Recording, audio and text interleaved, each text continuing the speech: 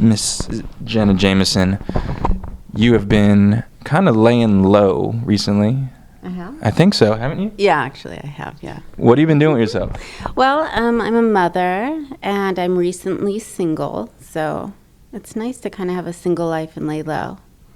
Do you do speed dating or eHarmony or any of that stuff to try and find a new boyfriend? That would be funny, going on Match.com or something. Jenna Jameson. I'd have like 10,000 people in my inbox. I wanted to ask you about parenting. Do you get approached by dads at the PTA meetings and stuff? Mm-mm. No? No, I don't get bothered. Actually, I get approached by the moms. Really? To sign their books and, ask some advice. And it's normal for women. Men are scared. I intimidate men, I think. Do you do crossing guard or bake sale or any of that stuff? I'm just trying to picture Jenna Jameson. Of course. I do bake sale stuff with my kids. I'm very normal. I think people really expect me to be kind of an alien, that, I don't sleep, eat, mother, be normal, cry, anything. I'm very, very normal. I just happen to be the most famous porn star in the world. So you don't go to bake sale like in the naughty nurse outfit then? No, oh my gosh, my poor kids would probably kill me. No, my kids just look at me like any other mom, like, whatever, mom, shut up. How do you have that conversation when they become teenagers? Because you have these videos out, you're super hot, and you're gonna... I wouldn't have the videos out, first of all. Of course they're going to hear about it. I think that any child is going to hear about what their parents have done in the past.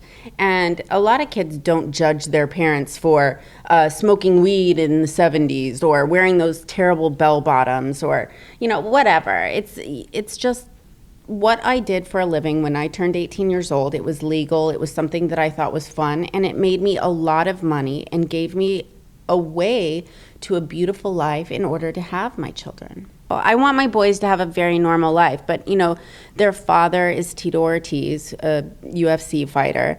Their mother's Jenna Jameson. They're going to have a lot of people out there going, I can kick your ass, or, I want to hook up with your mom. But I want to be able to strengthen my kids well enough to where when this does happen, they know how to handle it. I think you owe my wife an apology because you gave her a razor burn. Oh no! Did you? What? It didn't work with you? What did I say in my book? It's what's the stuff called? Neosporin. Neosporin to shave. Oh, you gotta like stay in the shower and let the hot water run on you, so the hair gets kind of soft, and then you use it and then you shave. Do you miss things from the porn set? I just lately have been getting a little bit more involved and seeing what's going on in the adult industry. And yeah, I guess I kind of miss it. It's cool that the new girls kind of come around and they're like, oh, you're our hero and we want to be just like you and stuff like that. That's cool because for me, I want to be able to see these girls, if they're going to be having sex for money, I want them to do it right. Own their own image, build their own company, produce their own movies, own their own name. What prompted you to start just looking back at the porn industry? I think my single status made me look back at what I did, because when you're taken and you're so enthralled with a relationship, you don't want to think about anything else. At least that's how I am.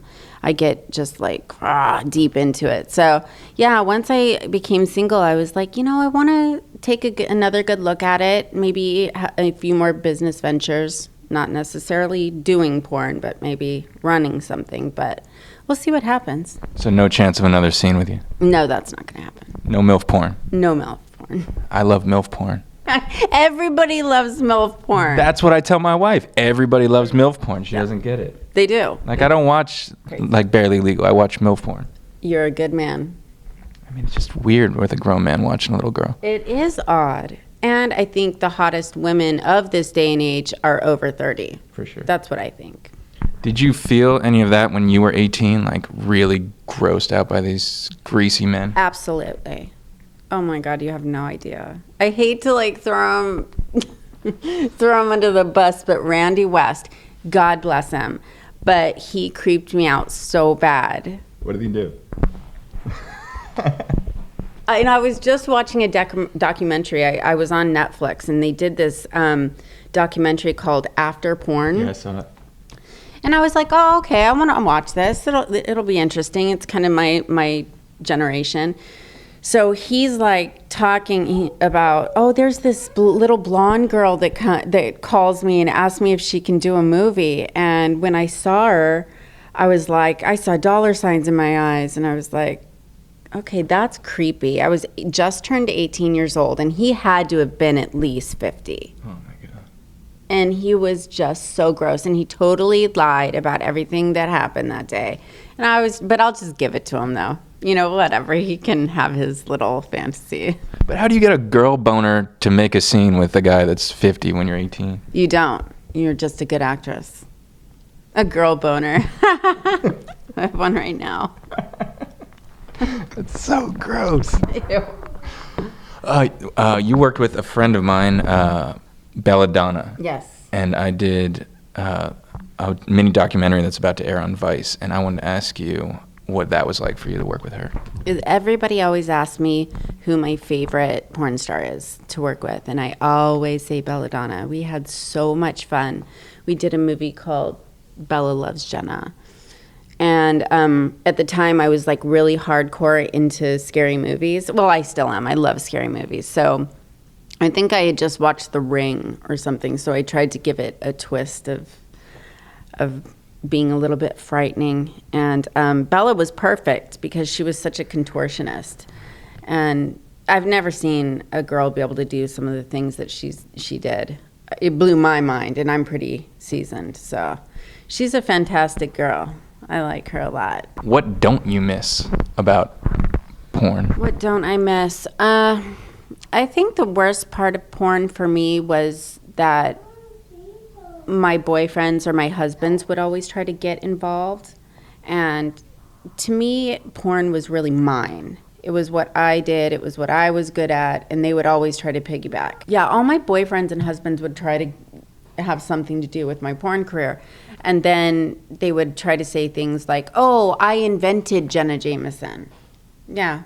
Ask any one of my exes what their greatest invention was. They'll say me. Wow. Yeah, it's ridiculous. I guess they were the ones on their backs with their legs spread. Yeah. Do you have any regrets? No. I have no regrets at all. I've done some insane things. I've made some bad choices, but if I didn't, I don't think I'd be as cool as I am now. You have a new book. Tell me about that. My new book is called Sugar. It's the first of a trilogy of fiction books. Because I read the 50 Shades of Grey. And it's pussy shit, right? It's elementary. It was good, but I think it gave the introduction to middle America to allow porn a little bit, because porn has been stamped on by the Republicans. So I think that this is a way for us women to get away with reading porn and getting off on porn without being looked down upon. So I thought, hell, here we go. How dirty? Give me one thing from the book. I think, let's see, one of the dirtiest things, because it's a trilogy. I wrote it all together. It's sugar, honey, and then spice. So the first one, I get them a little bit primed up with the relationships between the characters. And there's one scene in the subway, because I think public sex is pretty amazing. And I try to make the book out to be something that you can actually do. That's what bugged me about 50 Shades, is that it's kind of like, how's that going to happen? Yeah, you got to call bullshit. Yeah, a billionaire, a girl that's just barely getting an internship. No, come on. And he loves her and wants to marry her. No, let's talk serious here. Let's talk two guys in a subway. Two guys in a subway? Have you ever had it? No, not that one. But I might work it out. What's the most fun public act you've done? The craziest things I've ever done sexually have always been with my boyfriend. It hasn't been on screen. They always used to call me like the vanilla girl of porn, or the prude of porn, because I didn't feel like I had to do it on screen. Because you didn't do butt sex. That was what everybody was waiting for. Yeah, they ain't gonna ever get it. My boyfriends sometimes, no, or husband, just my husband. Sometimes only? Yeah. Not even on a reg. Yeah, that's kind of bad. I believe that sex should feel good. And that's just not. You don't like it? But then I'll watch somebody like Belladonna who is like climbing the walls over it. Yeah. I guess it's just your preference. Yeah, teach his own. Yeah. All right, so let's hear about public sex. Okay. I think my first public sex was my most fun. We were at an Italian restaurant in Vegas. I think it was Batista's. And I was still a virgin. So I figured he's going to leave me if I don't have sex with him. I know he's going to. I actually lost quite a few boyfriends because I wouldn't give it up. So I grabbed a handful of butter and I don't want to say it. Say it. It's and totally jacked fine. him off under the table with that. Butter HJ in the restaurant. Did you eat it? No. But I kind of made him do it. You made him eat it? How? I put it in his mouth. I was always like kind of a mean girl, and that's why they liked me. What was his reaction? He was happy with it. He stayed with me. You think Batista's needs to work that into the menu? They need to keep the whipped butter. That was good. Yeah, does it work like Neosporin? Oh God! Please don't quote me. You're gonna be at the hospital with butter in your peel. It's burning. It's melting. I'm That melting. was a good idea.